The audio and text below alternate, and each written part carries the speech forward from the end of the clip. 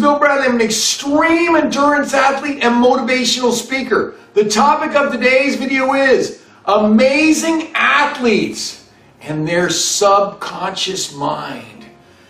I've got a lot of friends and people I know who were extremely elite athletes. I'm talking like world caliber, like best in the world caliber, best national, top ranked nationally, top ranked in collegiate, and I look at them nowadays and they're kind of like normal people, right? And you're like, dude, you were like one of the best in the world, and now you're like kind of like a normal dude. I said, what happened?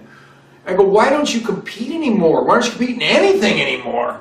And they say usually what it is that these people, they go after their dream, and then, whatever, when it ends, or maybe they were close to making the Olympics, didn't make the Olympics, maybe they're close to making some national team and they didn't make it, maybe they graduated from college, they just ran its course.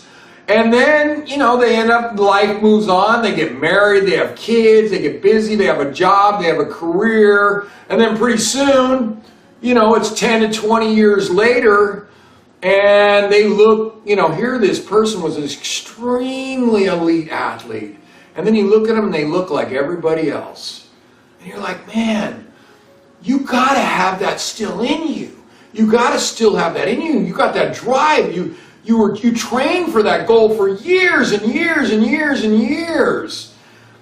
And by the end of me talking to them, they're all fired up. They're ready to, they're maybe not going to do what their big thing was in the past, their sport in the past, but they're going to do something. They're going to do something, and I get them fired up. And then I don't see them for a week or 2 weeks. And I go back and I see the guy, and I'll start talking. I'll say, hey, remember you were going to start looking into this, trying this new sport and this and that. Anything go there? How'd that go? Oh, I never really got into it. I got home. There was some sort of problem, with the house. There was this, and basically they got caught up in regular life, and their dream just died. Their dream to get back out there died. So what I want to tell you, what's happening to these people, these friends of mine and people I've met, who were, I'm talking world-class caliber, and then they get, and you get them psyched up, they're ready to go do something, and this happens to everybody. I'm just using these guys as an example. But then they go home, they get in a relaxed environment, and their subconscious mind takes over. You see, your subconscious mind runs the show 95 to 99% of the time. I just heard this from a scientist. I knew it was powerful, but I didn't know it was in there for 95 to 99% of the time. And so what happens to these guys and everybody else, when you get all fired up, something gets you all motivated and fired up, that's your conscious mind. Your conscious mind is in charge then, and that's what you really want to do. But that conscious mind is only in charge 1% to 5% of the time, and I've heard it's more like 1%.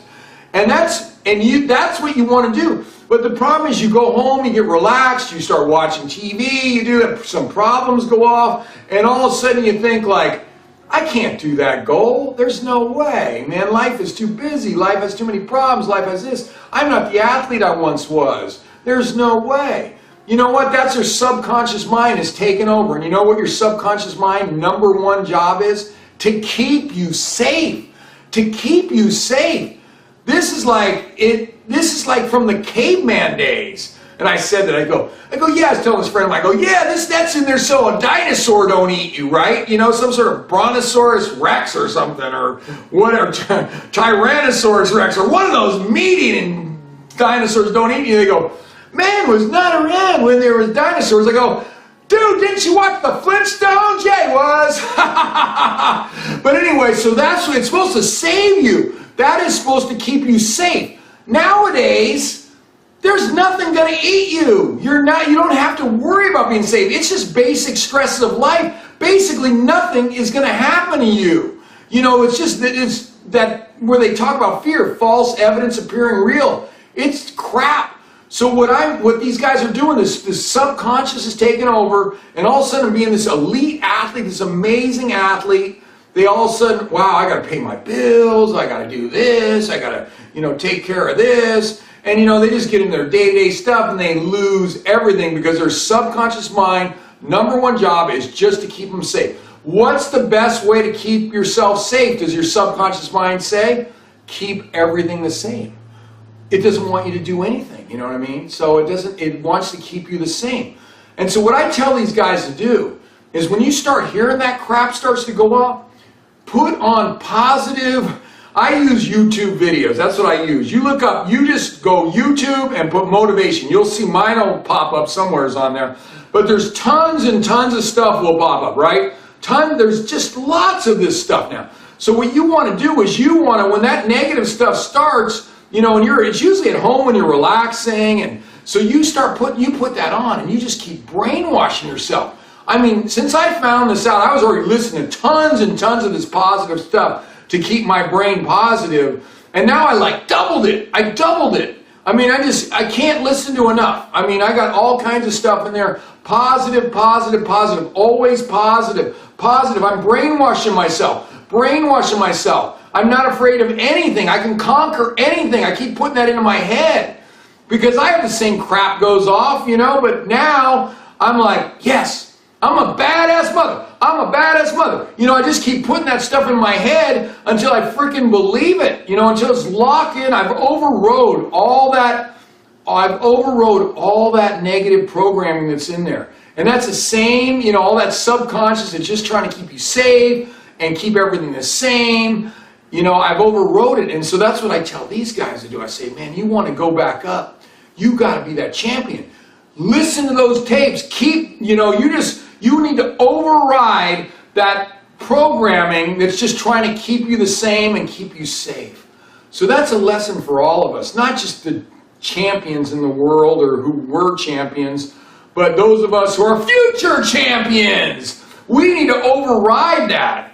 So anyway, if you want to contact me, you can email me at epicbillbradley@gmail.com. Thank you very much.